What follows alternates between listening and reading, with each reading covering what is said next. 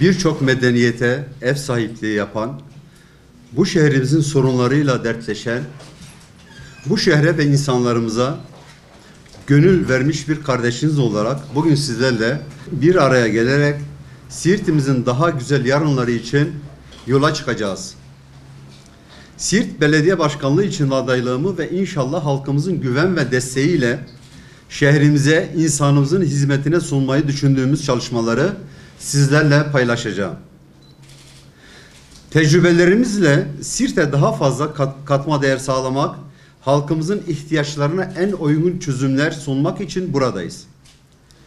Vizyonumuz şeffaf yönetim, adil ve sürdürülebilir kalkınma ilkelerine dayanır. Sloganımız istihdam, modern şehirleşmede istikamet olacaktır. Halkımızın bugünkü sorunlarını her daim halkımızın içinde olan Hüdapar'ın çözebileceğine inanıyor ve diyoruz ki ecdadımızın bu topraklarda ilmek ilmek dokuduğu eşsiz kilimler misali. Biz de adalet, kardeşlik ve hizmet eksenli yönetimimizle memleketimizi huzur ve kardeşliğin beşiği haline getireceğiz Allah'ın izin ve inayetiyle. Ulaşımda kar amacı gütmeden şehir içi ulaşımında indirime gidileceğini buradan halkımıza duyurmak istiyoruz. Kesinlikle etnik ayrımın yapılmadığı, herkesin adil bir şekilde taleplerinin karşılanacağı bir belediye vaat ediyoruz. Haksız yere belediyeden işçi çıkarmalarının önüne geçeceğiz. Belediyenin asli hizmetleri olan altyapı sorunları bir daha gündeme gelmeyecek şekilde çözeceğiz. 70'e yakın ilimizle ilgili projelerimiz mevcuttur.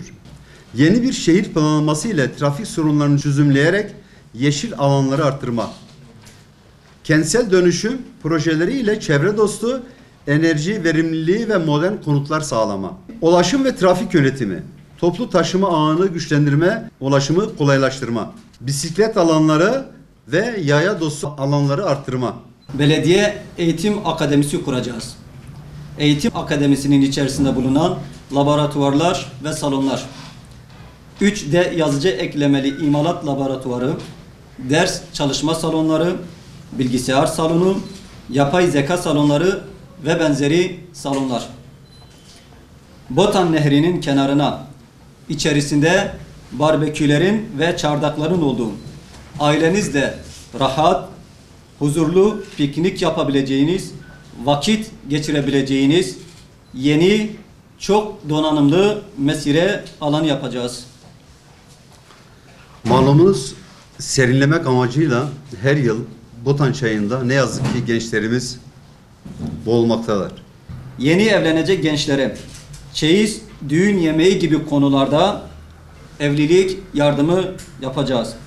Çalışan aileler için çocuklarını güvenle bırakabilecekleri belediye kreşi kuracağız. Çalışanı ve herhangi bir gelir kaynağı olmayan ailelerin su faturalarının karşılanması için belediyede bütçe ayarlayacağız. Üniversite öğrencilerine ulaşım ve yemek masraflarını karşılamak için yemek kartı ve ulaşım kartı şeklinde burs vereceğiz. Belediyemize ait atölyeler kurularak başta kadınlar olmak üzere geliri olmayan vatandaşlarımıza iş ortamı sağlayacağız. Sosyal yardım alan vatandaşlar için ücretsiz etüt sınıfları açarak liseye ve üniversiteye hazırlık sürecinde öğrencilerimize eğitim hayatlarında başarılı olabilmeleri için tüm imkanları sağlayacağız inşallah. Belediyede, özellikle Siirt Belediyesi'nde şu anlayışı hakim kılmak istiyoruz. Hz. Ebubekir halife seçildiği gün minbere çıkar ve tüm dinleyicilere şunu söyler. Der ki, hak sahibi hakkına ulaşıncaya kadar nezdimizde en güçlü olanınız odur. Yani biz belediye şu anlayışa hakim kılacağız. Partizancılık, bir şahıs, bir aşiret, bir ağa ya da bir parti hakim olmayacak. Sadece o hizmet görmeyecek. Belediye kamu malıdır ve Siirt'te kaç vatandaş varsa ona götürülmesi gereken hangi hak varsa onu kendisine ulaştırmayı bir borç olarak bileceğiz ve o istemese dahi o hakkına ulaşıncaya kadar bizim nezdimizde arkasında bir aşiretin, bir bürokratın olmasına gerek ve ihtiyaç duymadan bunu gerçekleştireceğiz inşallah. Bu anlayışa da hepiniz de biliyorsunuz ki hakikaten ciddi anlamda bir ihtiyaç duyuyoruz belediyecilikte. Yıllardır geri bırakılmış bir şehirde yaşıyoruz. Hatta dün sizin vesilenizle duyduk ki bir genç bunalıma girmiş, kendine zarar vermiş. Bakın çok basit, belki ileride yine paylaşılır. Belediyenin de koordinatörlüğünde milli emlak arazileri var, hazine arazileri. Şu an birilerine veriliyor. Bazı kavramları bilinçli kullanılıyor. Yolunu bulan alıyor. O arazi üzerine kendine villa yapıyor, havuz yapıyor. Ama bizim işsiz gençlerimiz var. Bunalıma giriyor ve kendine zarar veriyor.